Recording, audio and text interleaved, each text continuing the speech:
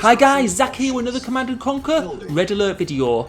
In this game I'm playing a 3v3 match on the map Pattern of Islands. My next Twitch stream is on Thursday. I will leave the details of the time in the description. In my Twitch streams I usually go through a series of quick matches which determines my place on the ranked ladder. So if you're interested, please check it out. My Twitch username is ZachTheReaper1. This map consists of a series of small islands and they're all linked to a big main island.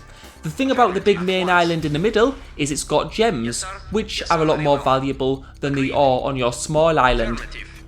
That means what I'm going to do is, when I make my ore refinery, I'm going to send my ore truck straight to the gems. I'm not going to bother with the ore which is closer by because it's more economical just to go straight to the gems.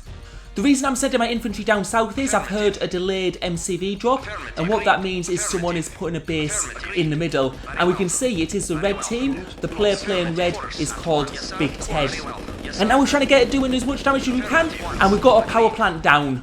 That's important. Now we're going for the construction yard, but Big Ted is sending some infantry up, and we're going to have to retreat a little bit, and we'll try and destroy it up here as well. Now, because we destroyed his power plant, he's going to be building infantry much slower than he would otherwise. And this is going to really hurt his startup, which we need to, because the longer this goes on for, the bigger advantage he's going to have. You can see he's got his ore refinery out, and his ore trucks are right next to the gems, which is going to mean each ore truck he makes is going to be much more efficient than the ore trucks from my base, since I'm not in the middle.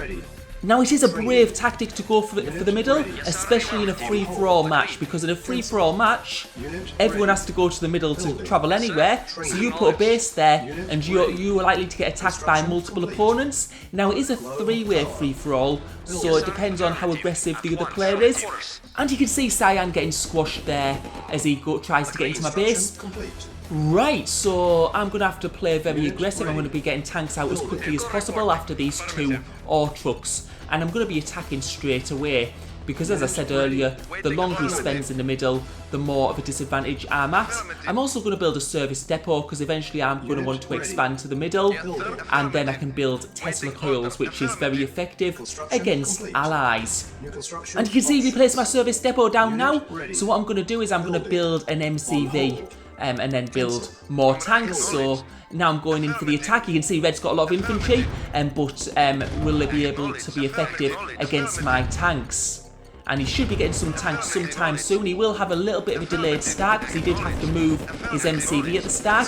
He also had to got that small power plant destroyed, so he had to build that also, but we had to build a couple more things. And we're going for his power plant again, so let's see if we can get that down.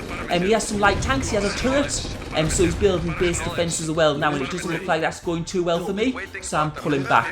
Now I'm going to bring my MCV down to the bottom, and I'm going to build a ore refinery first, just so I can be on equal terms in terms of ore gather rate. Also, having an extra MCV is going to give me an increased building speed bonus.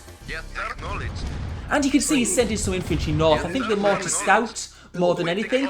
And I'm bringing this MCV to the middle, so I've got my second MCV up now. So I'm going to have an increased building speed. And is he going to let me keep it? So you can see he's immediately bringing his tanks and his infantry up. And those tanks look like they're going down. Right, he hasn't just gone for my MCV, but there is a lot of infantry there, so it might be quite hard to hold on. And as we expect, he's going with his infantry for my MCV, so I'm going to bring more tanks down. Hopefully it can hold up. I really just need my ore refinery though, that's the big thing. And he's got more tanks there now, and now I've got my tanks down. So he needs to be careful here, because if he loses his tanks, yeah, he's having to fight back, because if he loses his tanks here, then it's pretty much game over. And it looks like his base is... He's still got some defences left. He's got a turret there, and he's fighting with the light tanks. Remember, my tanks are heavy, so they're a lot more effective than his. And it's looking very good for me. That's one tank down. He's only got one tank left. And it looks like this could be a game over for him. And he's starting to sell some of his buildings. He's got 3 tanks there. I think he's just needed the money. And it looks like it's going quite well. He's still building tanks, so he's getting a lot of ore. Remember, this is gems, so we do have a lot of money on this map. And he's had to sell one of his war factories, so that's going to decrease his building speed. And I'm just going to need to pull back. I'm going to get my reinforcements in. You can see I've got quite a lot of heavy tanks coming from my base. And this should be enough, I think. If we can just destroy that last war factory, that'll halt his production entirely. So yeah, we're just getting rid of those extra tanks, and we're going for his war factory. And you can see Big Ted knows it's over. He's selling up, and that's Big Ted out of the game. So now we've got one person left. We've got Cyan. So Cyan hasn't been involved so far, so we're going to have to see how big a force Cyan's managed to build while we've been fighting. I have got a base in the middle, so that's a good advantage for me. We can see though that they've got some units to the left. What I'm very surprised is that Cyan didn't attack me while I was fighting the other player, because that would have been a great opportunity for them to destroy my base in the middle, and we're engaging with them, and it's looking very good for us. We can see that Cyan has also got a base in the middle, so they've probably built an MCV also, and we seem to be doing very, very well at this point. I've got a Tesla coil now in the middle, which is going to do a lot of damage to any of their ore trucks. You can see the ore trucks are going down. We're going to get a second ore truck, and that's down also. Now they are allies, so we could expect them to maybe build some boats. Personally, I don't think they're very effective boats, but we do see some people building them on this map.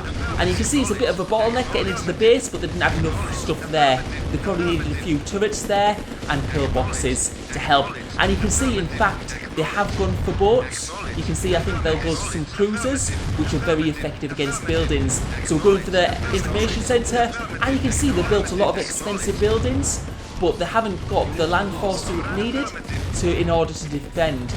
That's the thing, if you go for boats, you sacrifice how many tanks you can build, and usually it doesn't pay off. And you can see they've sold up a lot of the units. I mean, you can get some good kills on buildings with boats on this map, but usually if people get to the middle, when you're building in the middle, the boats can't reach that far, and we're just looking for their last building. I think, yeah, we can see they have a building up there. Right, so that's that game over. Hope you enjoyed the video. Thank you for watching.